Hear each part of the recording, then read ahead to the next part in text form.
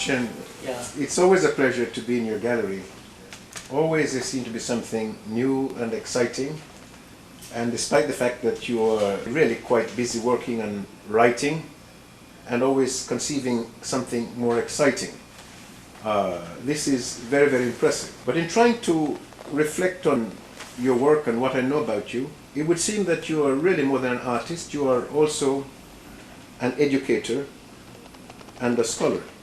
Tell us a little bit about your background and what are the forces that drive you in this rather exciting work of art. I was a graduate from the Department of the Foreign Languages and Literature in Taiwan University. But my passion is to be an artist. I got the scholarship from the French government in 1963, and that is for me to study literature, to train me as a French professor. But my passion and my ambition still in fine arts, in creation. And I like the most Renaissance. That is the golden age of human history. So in 1964, when I was in Paris, the first trip I took was to go to Florence, Firenze. And there I was inspired by the masterpieces, by the spirit of that age which created Renaissance. And suddenly I got the revelation that now the whole humanity needs a new Renaissance, a global new Renaissance. So such kind of curiosity led me to research, so a kind of scholastic study and a kind of expectation, which leads me to formulate my cultural view on civilizations. Dr. Chen, this is something that impresses and interests us very much. What are your cultural views on civilization? Is this the new iconography or? I have formulated as a kind of simplified theory or cultural view called five-dimensional world culture. And that is in 1969. As you know, 1969 is the landing of the moon by American astronauts. Right. And at the time, suddenly I discovered this is not only just a big event for science, for technology, but a big event in human civilization. So it was interesting that you say this, because the astronaut who put his foot on the moon first time, right. So it was one small step for a man, one giant leap for humanity. Right. And then I discovered that our cultural ecology is shifting from divergency to convergency. And the shifting point, the symbolic point, is the landing of the moon. If we like to draw a line to separate the ongoing period and our actual period, I think that in 1969. Mm-hmm. And if we regard Einstein as the most important person for 20th century, for the modernity, I think if we term that as fourth dimensional, because time to him is a fourth dimension. Right. So we may term our new age as fifth dimension. The fifth dimension. The fifth dimension. And for the fifth dimension, because the fourth dimension, the relationship of space and time is relative. Okay. And in Newton's period, they thought, at that time, mankind thought that time and space are not relative. Right. Time is time, space is space. But in our age, I think time and space combine together. Where? In our brain, in our soul. So somewhere, soul is a fifth dimension. Do you have the elements of your theory of these five dimensions? Yes, I have. So I classify the progress of human civilization in five steps. Mm-hmm. If we classify 20th century modern age as fourth dimension, our age as fifth dimension, then what is the three dimension? What is the two-dimensional culture? What is the one-dimensional culture?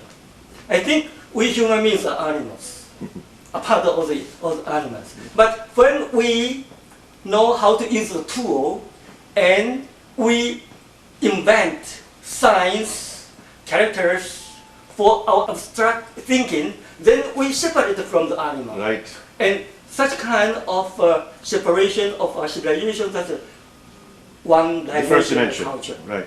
And with this separation, I think we develop into a kind of speculation in theory or in beliefs or anything. That means development of our civilization through characters, through science, through alphabet, through 1, 2, 3. All this. So with this, I think we enter into two-dimensional culture. And if we scope the whole all civilizations, I think the Chinese civilization based on the two poles of yin and yang, such kind of philosophy at the center of their civilization, I think is the best example of two-dimensional culture. Right. So that happened in the East. And at the same time, I think on the West, we have Egyptian culture. We have Greek culture. We have Roman culture. We have Judeo-Christianity. In this about 3,000 years, and then through the Dark Age, the Middle Age, and in Renaissance, these four main cultures around the Mediterranean Sea converged together and have a new life, new creation.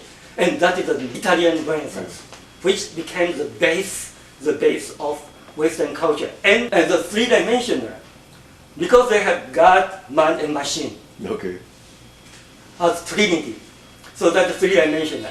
And with this Renaissance, I think they emphasize, they highlight the ratio, nationalism, the reasoning based on the fact, on science. So with this science, we make machine, and we have industrial revolution.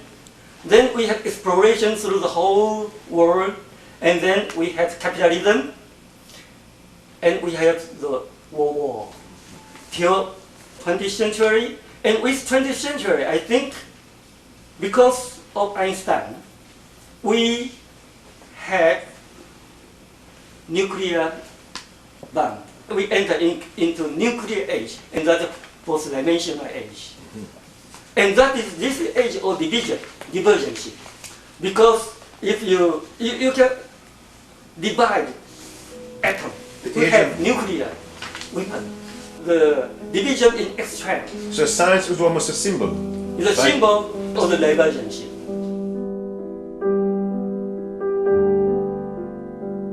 After the Second World War, Teilhard de Chardin, the most important philosopher, he was Jesuit and at the same time anthropologist and scientist. He has a vision. He said, after the age of atom, prepare for the whole humanity and age of love.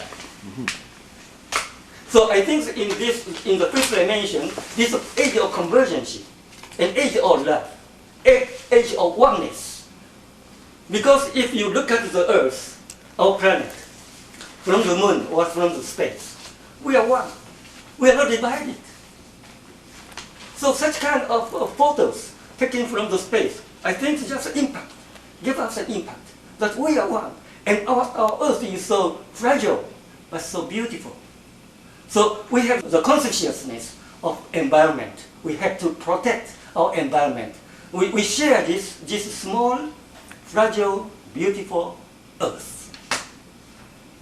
Excellent. And then I think you really brought it home to us by saying there's been a new consciousness now when we saw ourselves from space, that we are one. We are one. And this is perhaps this new unity. Right. That I think may become the driving force right. as we move into the future. Right, and I think United Nations is a symbol of unity. Great symbol of that. I remember that the United Nations not only declare International Day of Tolerance, but declare the first decade of our new century as a decade for the cultural decade peace for the cultural and dialogue. I think this is a good change and good phenomenon for whole humanity. And I think it is time to mobilize artists and the people of goodwills to work with United Nations. And I think because such kind of global concern, the consciousness see such kind of conscious awakening of global concern not only happen in the level of international, national or regional, but in individual too. I think this gives hope that we can mobilize, we can organize such kind of goodwill world citizens all over the world to work together with United Nations.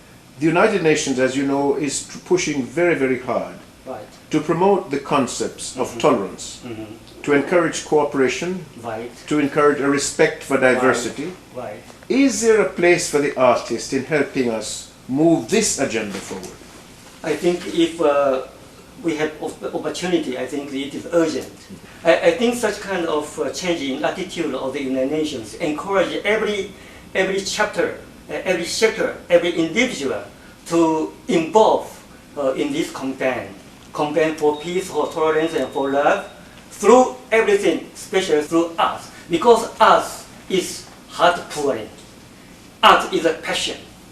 Art is enjoyment at the same time. And art doesn't hurt everybody, but make everybody happy and conscious of the message inside.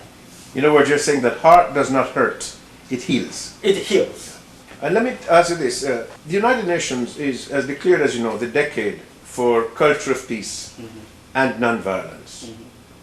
But for this to work, we've got to engage the world in a new global campaign. Right. And we now have even more reasons to become concerned about the culture of peace and non-violence.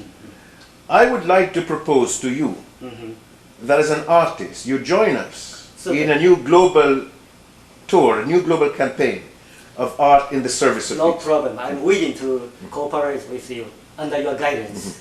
Your message, the message is that you believe that the artist can design and develop those messages that might encourage us to become more peaceful and to build this culture of peace.